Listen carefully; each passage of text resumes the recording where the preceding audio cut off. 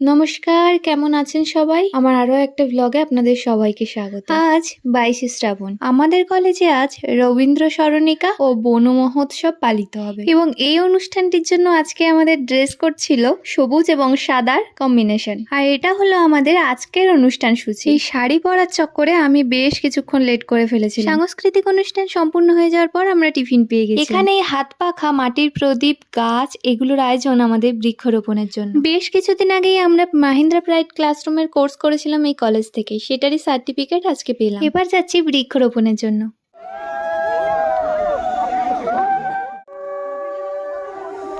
এইভাবে শঙ্খধ্বনি ও উলুধ্বনির মাধ্যমে আমাদের কলেজের প্রিন্সিপাল স্যার বৃক্ষরোপণ প্রক্রিয়া শুরু করলেন। এরপর একে একে প্রত্যেকজন স্যার ম্যাম একটি করে বৃক্ষরোপণ করলেন এবং সেগুলোর দায়িত্ব নিলেন। সঙ্গে স্টুডেন্টদেরও দায়িত্ব ওই চারা গাছগুলোকে বড় করে তোলা। আমি আপনাদেরও বলবো একটি করে গাছ লাগান এবং সেটিকে সন্তানের মতো বড় করে তুলুন।